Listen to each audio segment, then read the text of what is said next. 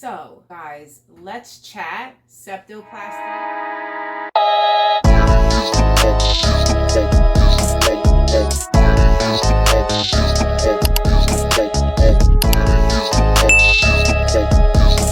Welcome back to my channel. It's Crystal here. So about 4 years ago, guys, I had a septoplasty surgery and turbinate reduction in my nose because I had a deviated septum. So I wasn't getting enough oxygen. I couldn't breathe. I was getting chronic sinus infections like probably once or twice a month. And I wasn't getting a lot of oxygen to my lungs. So it was causing like vertigo issues with dizziness to the point where sometimes I would lose my balance and things like that, which could be dangerous if you're walking down a flight of stairs, you know. And it's taken me so long to make this update video because I just got around to editing the 4-year footage that I did have. So that video is posted up on my channel and I went through the whole surgery and recovery. So I filmed the surgery part of everything, like my recovery, my prep, all that stuff, not the physical surgery, but like the prep, and then my healing process and kind of like what I went through. And I told you guys a little bit about my story. So I wanted to just kind of give you guys a 4-year update on how I've been doing because I know there's a lot of things with the septoplasty and deviated septum as far as like frequently asked questions. So the doctor kind of gives you a forewarning like, hey, even though we did your surgery, it's a possibility that your septum could be deviated all over again. So that's a no-brainer for me, right?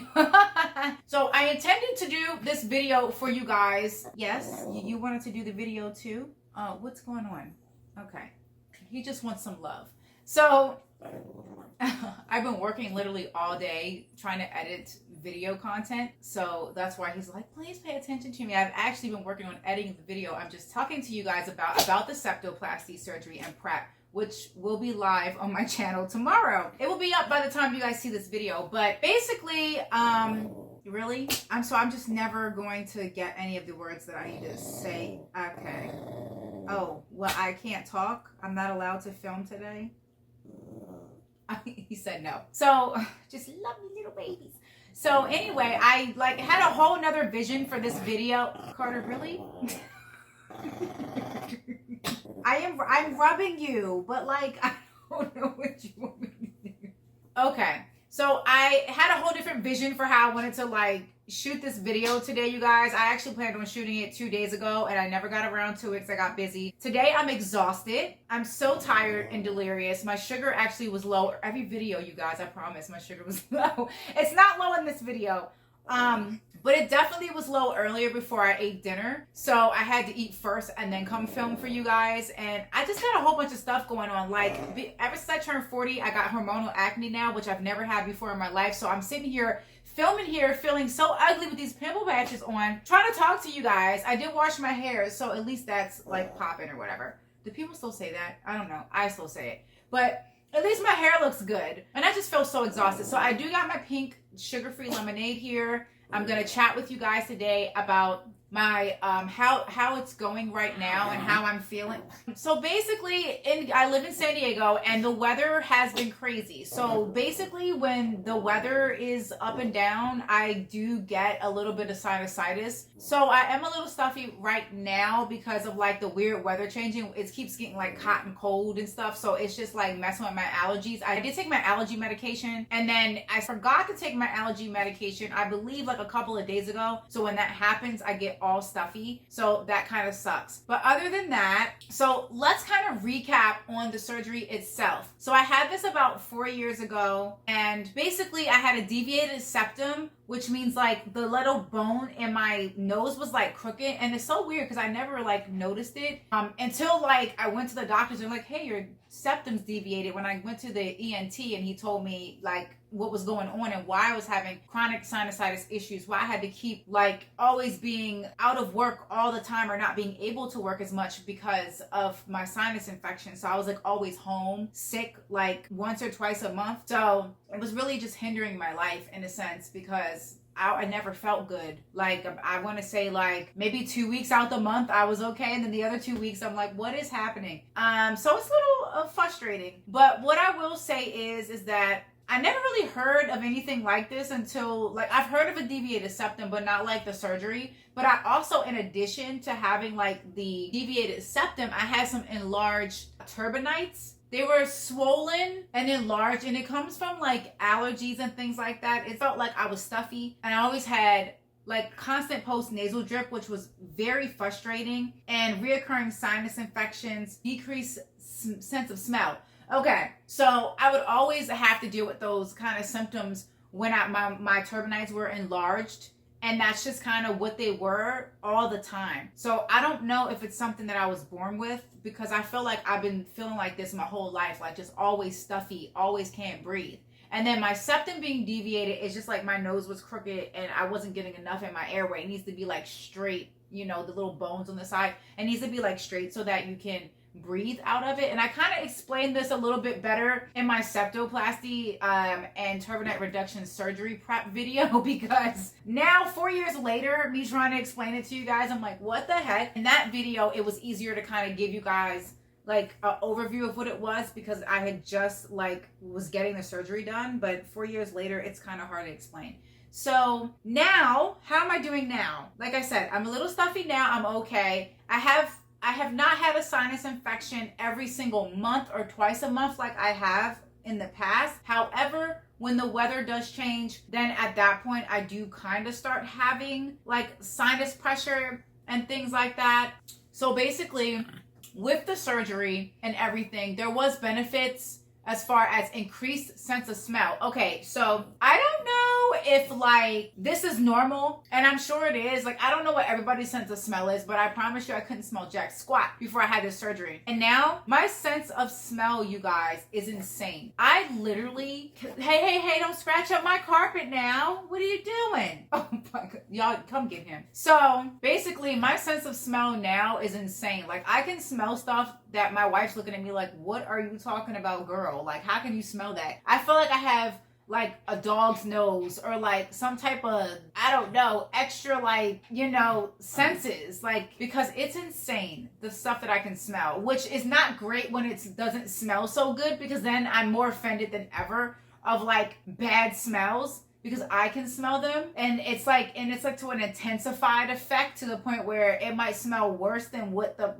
actually, like if somebody passed gas, it might smell worse than what actually it smells like. So that's the only like downfall of it, I'll say. I mean, it's a great perk, yes, and a good pro, but the con is that like it's really, really powerful is what I'll say about that. So I am a little stuffy, like I said, right now, because the weather keeps getting hot and cold or whatever, so that does like trigger my sinuses, and it is hot in my house, and I do have the AC on, and I'm trying to get the air to like go through. So it's a little warm in the room that I'm sitting in, so I will be a little stuffy in here. But other than that, don't have any like sinus issues or anything like that. I do feel better, and I did notice when I did have the surgery, because like this was all crooked, it does like make my face look a little different, if that makes any kind of sense. And my nose is not as wide as it was. If you guys seen the other video of the septoplasty surgery, you'll see my face looks a little swollen, and in this area looks very, very swollen, and my nose just looks fatter or whatever and weird looking, is because of the fact that everything was just swollen, and you know,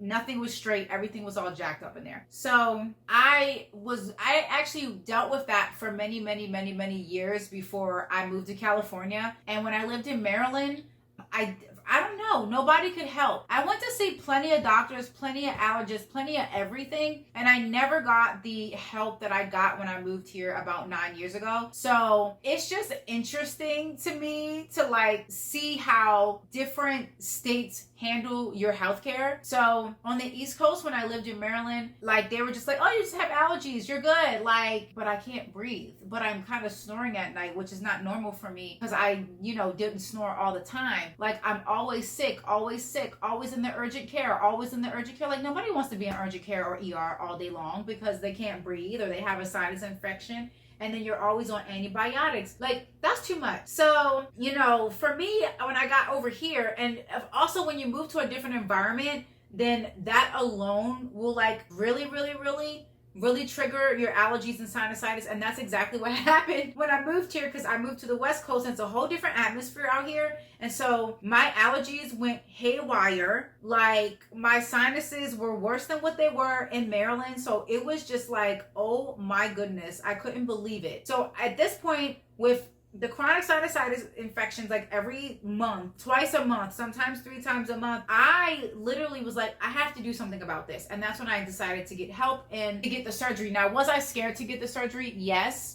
One of the things the doctors do tell you is that you are at risk of your septum being redeviating. So basically just going back to normal. And I was nervous about that because I was like, well, I'm having this surgery. Is it going to be worth it later to actually have this surgery? And then I have the same problems. So thank God it's been 4 years later and I haven't had that problem. If you guys have had like the septoplasty and enlarged turbinate surgery and you guys have like an update, I would love to hear like your story. Are you guys having some issues that like your septum like get redeviated again, or is it like stable? I was trying to figure out how that happens. I'm not sure how it would like collapse all over again. I don't know. I'm just hoping, right now I'm just like, I'm in a good place. So I'm happy that it's not happening like that anymore. But like I said, I do take allergy medicine and I do have like a nasal spray, like Flonase, and I only use that on occasions when I feel like the weather is getting ready, like if it's getting ready to change. And like if I'm in an environment, sometimes certain environmental smells like chemicals really like irritate my nose. Not as much, but you know, because I have allergies and they're seasonal, that's one of the things that, you know, will irritate you too. And that's one of the things I did when I got here. I did a allergy test to make sure that I wasn't just crazy with all these sinus infections. And I was like, let me get an allergy test and see if I'm even allergic to anything, because I'm taking this allergy medicine and I'm not understanding why it's not working. So I don't know why it's not working. So I did that and I was like, okay, once I found all that out, then they were like, oh, all your allergies are seasonal. Now, the only real allergy I have that they could not test for because it's too dangerous is a bee allergy. And I have 2 EpiPens on deck for that in case that happens. But other than that, like we got the seasonal allergy thing out the way. So that was something that I really thought was a good idea, because in Maryland, they never gave me allergy testing. They just were like, automatically assumed that I just had some type of allergy to something, but they never like tested to actually treat it properly. And then I went through a couple of different allergy medications too while prior to my surgery, so it was like crazy. So that's just a little backstory of like my journey of having like a deviated septum, enlarged turbinates, and like chronic sinusitis and all those things, because it's a real thing, you know. I don't hear a lot of people talk about it, but I wanted to share my story with you guys. So maybe if one of you guys out there has the same problem, you know, you can at least get, you know, some type of advice or an idea if you're thinking about getting the surgery. Was the surgery worth it? Yes, it was definitely worth it, because like I said, 4 years later, I'm not having any major issues from the surgery. My septum is still intact. It has not redeviated itself. It's perfect. I don't even know if that is the right terminology to say, but that's just how I'm wording it, so sorry. So I have not had any major problems with it, so I'm glad to like report 4 years later that everything is like perfectly like normal. So it's like normal allergy symptoms I'm having when like the weather changes, like, or if there's like, if I spray too much body spray or too much fragrance or air freshener or something like that. It's just normal things that would happen to me that would, you know, or if I get a cold, then yes, that's going to trigger anything. You know, or if I skip my allergy pill, yeah, that's going to trigger something. But other than that, I got good news. It's a 4-year update's great. So that was basically all I had to update you guys on, because those are the only questions I can think about, is like that big question of like, you know, that chance of will my septum become redeviated? Yes, there is a possibility that can happen. And I know it's like a minor thing to think about for this surgery compared to other surgeries people have, but honestly, chronic sinusitis is no joke, because there's different levels of sinusitis, and you know, if you don't get it treated and stuff like that, you'll just keep having those same problems, the mucus, the you know, the lack of breathing, the oxygen and stuff. And like I said, it was kind of dangerous for me at times, because at my job at the time that I was working, when I had this, before I had this surgery 4 years ago, I had like vertigo because of it. And I was walking down a flight of stairs and I literally like just got so dizzy and I fell down. Like, I want to say it was like 5 or 7 steps, and I caught myself before like my head hit the pavement. I stretched my, you know, hands out, so I was all tore up on my palms, but like I prevented myself from smashing my head in. And when that happened, I was like, oh no, and you know, and at the time I was just thinking like, oh no, I gotta do something about these dizzy spells, because I didn't realize that they were actually coming from the chronic sinusitis and the actual lack of oxygen until I went to go see an ear, nose, and throat doctor. And then what they did was they did a whole bunch of tests and MRIs and CAT scans and stuff to kind of look inside and see like what was going on. You know, they can take the next step. And prior to that, I did try other treatments before getting the surgery. So just know that, you guys, there is other treatments out there you can try prior if you're not a big surgery person. So what we did was we tried different allergy medicines, which did not work. We tried different nasal sprays to kind of open up my nasal passages and try to reduce my turbinates so I can get more airflow, and none of that worked. It was all like temporary fixes, unfortunately. And so the permanent fix for me wasn't until after, you know, I got the surgery and everything like that. And then I felt so much better. So I'm glad I did it. I'm glad that I'm not having the same issues that I was having before, because it was a big hindrance in my life, because I was always feeling sick and not feeling good. And you know, with sinus infections, you get like, you know, body aches and you're sick. You know, you got that mucus always running down and you're nauseous all the time. And sometimes I was even vomiting from the side effects of everything because of the post-nasal drip that was going down. My stomach was making me so nauseous.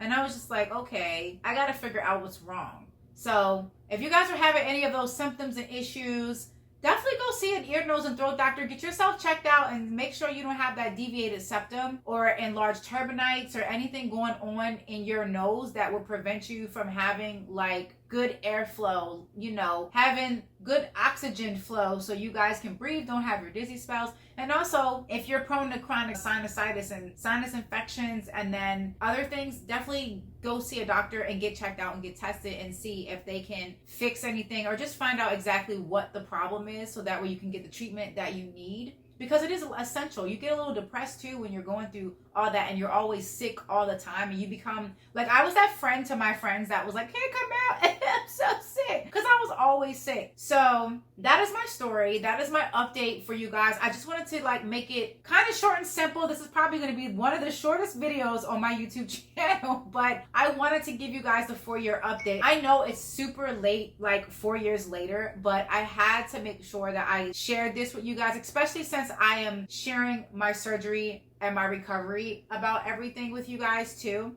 So again, thank you guys for hanging out with me and chit-chatting and watching. And don't forget to subscribe and like, and you guys can comment below as well. If you made it this far in the video to the end, comment a heart emoji. So happy that you guys are here and you've stayed to the end of this video. And again, if you guys have the same issues that I was having, or if there's any questions I didn't answer, I didn't really have a list of questions to even give you guys today, because I did not know like what to ask, because like I said, I don't see a lot of people talking about this kind of thing online. So I wanted to just get my story out there. So if you do have questions that I might not have answered, and you're having maybe this surgery, same surgery coming up, or you're having the same symptoms that I was having, leave a comment below and I will make a Q&A separate video from this to make sure I can answer all you guys' questions. But I thank you guys so much for watching again and being here with me and chit-chatting like we're on FaceTime. And I'll see you guys in my next video.